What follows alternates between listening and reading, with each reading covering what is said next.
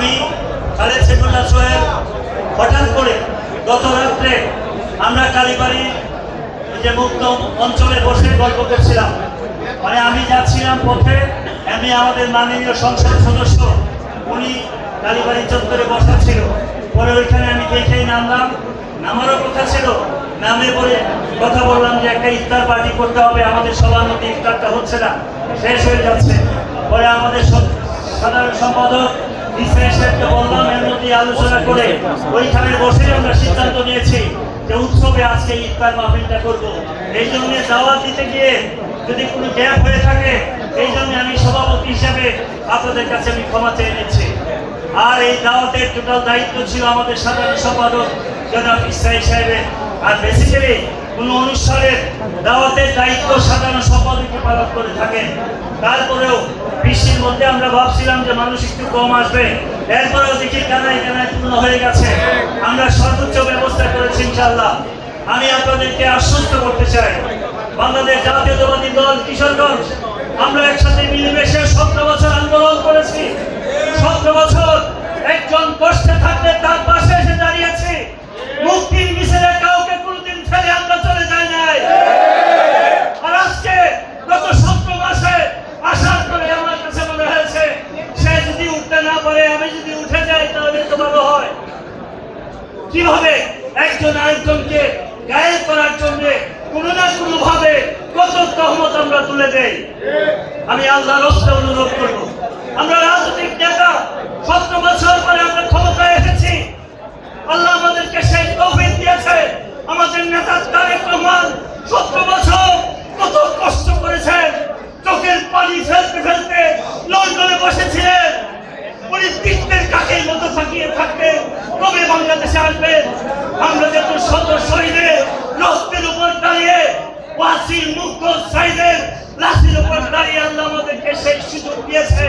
সেই সুযোগ আমাদেরকে কাজে লাগাতে হবে। সুতরাং আমি করে অনুরোধ করবো, ভুল কোটি রাজনৈতিক নেতাদেরই হবে, কর্মীদের অত ভুল হয় না।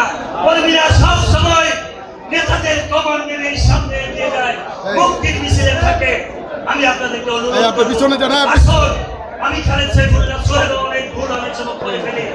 আমি রাজনৈতিক নেতা, আবেগের কারণে হোক অন্য কারণেই হোক অনেক সময় করে ফেলি।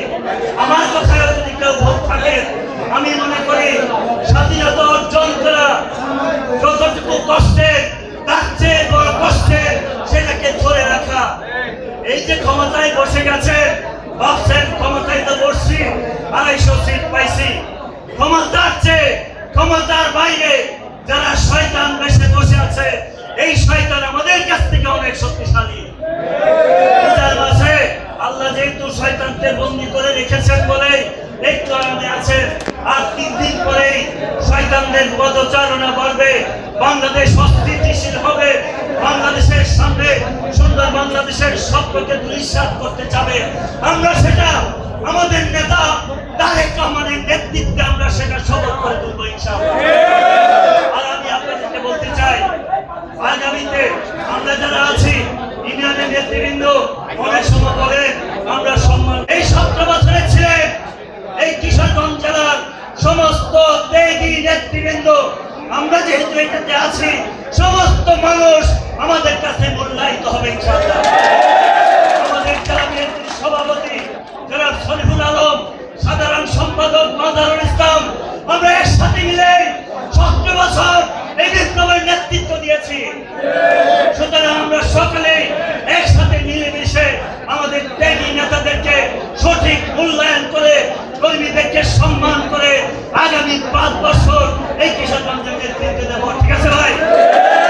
আর আমি যেহেতু গত কয়েকদিন আমার প্রিয় নেতা তারেক রহমান সাহেব আমাকে একটা প্রশাসক বানিয়েছে, আমি আসলে এটা জানতাম না, বুঝতাম না। আমি যেহেতু উনি বলেছিলেন পিছনের সারিতে এই দলের সবচেয়ে ত্যাগী যে নেতা আছে সেই নেতা ওই দলে মূল্যায়ন হবে। আমি তখন ভাবতাম আমি তো সামনের সারিতে ছিলাম, তাহলে আমার কি হবে? মাঝে মাঝে হতাশ হতাম, কিন্তু আমার দৃঢ় বিশ্বাস ছিল তারেক রহমান কোনদিন দলের ত্যাগী নেতাদেরকে কোন সময় বঞ্চিত করেন না। এবং আরো যারা বাকি আছে আপনারা কেউ হতাশ হবেন না। হতাশার মধ্য দিয়ে দল কখনো প্রস্তুত হয় না।